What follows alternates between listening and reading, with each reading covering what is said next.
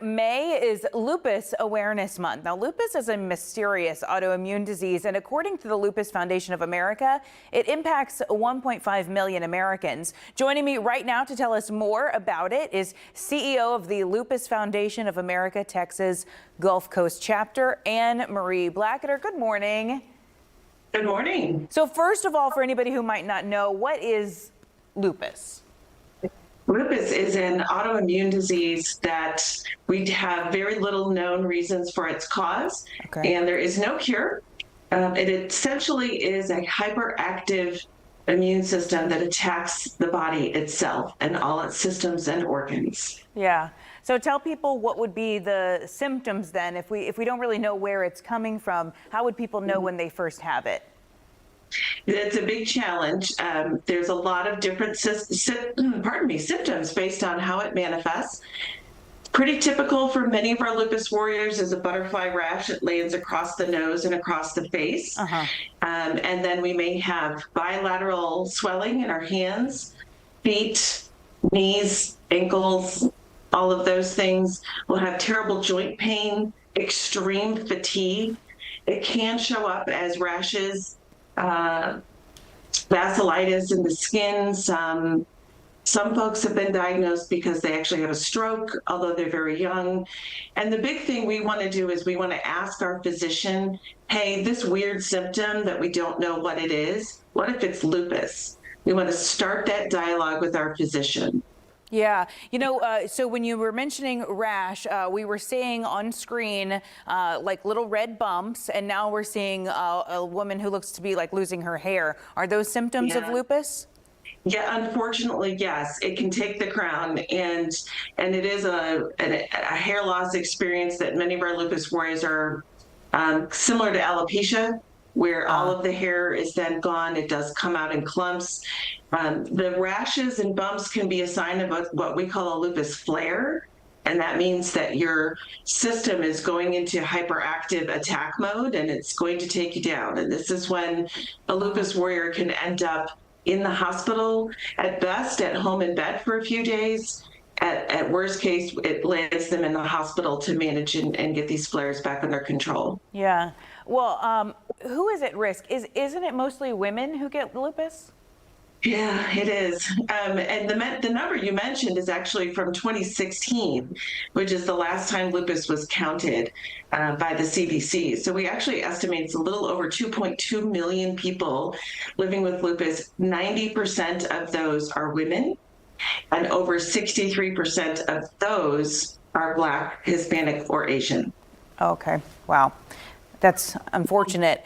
When I've done lupus stories in the past, the thing that people always ask me is, well, what are the new treatments? What's available? And it's been very frustrating in recent years that there really hasn't been anything. So that's my big question to you today is, when is a cure coming? What kind of research is on the horizon that could actually help people treat this?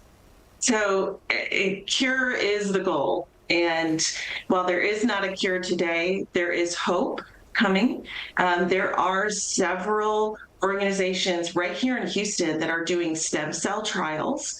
And I think stem cells are going to be a great hope. We know that our biologics that are relatively new, both from AstraZeneca and from GSK, as well as Aurinia, we have biologics that are treating lupus and giving some remission hope. But I think stem cells and those conversations are going to be a great hope. In fact, we have an event this Saturday that's free at HCC where two nephrologists will be talking about some stem cell trials going on at Prolato Clinical Research Center right now. Okay, so the secrets might be in the stem cells. And what I also hear you saying is that there's also a variety of treatments out there. So maybe if you're somebody who was diagnosed several decades ago, there might be more newer options out there to at least try in hopes of getting a longer remission. Yes, they're relatively new. Aurinia's drug for lupus nephritis, I'm so sorry, is relatively new, and that is lupus when it is impacting the kidney. Both AstraZeneca and GSK have Safnello for AstraZeneca and a Benlysta for GSK that are biologics. All three of those are federally approved for lupus. That's very different than the hydroxychloroquine, the methotrexate, the Plaquenil that warriors are taking today that are actually FDA approved for other conditions And being that are used used in the off-label. treatment of lupus. Yeah. So we do want to continue research, continue funding for research. There are so many people living with this disease that don't even know it yet. And just like any other illness, the sooner you get a diagnosis, the sooner you can begin treatment. Yeah, I hear you So on that.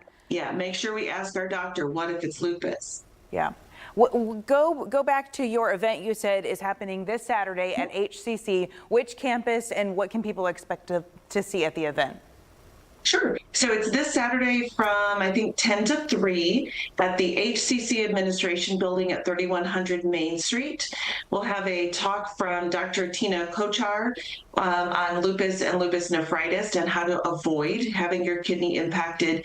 And then during our lunchtime hour, which we'll have a free box lunch, we're going to talk with the two physicians that are working on the stem cell trials at Prolado Clinical Research Center.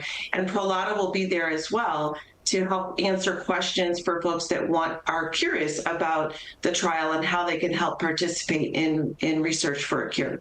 All right, this Saturday, HCC Main Street. We'll be sure to put that information on clicktohouston.com so people can access it. And Marie Blacketer, it's always good to talk to you. And a good reminder that if you're having any of these weird symptoms, just ask your doctor, could it be lupus?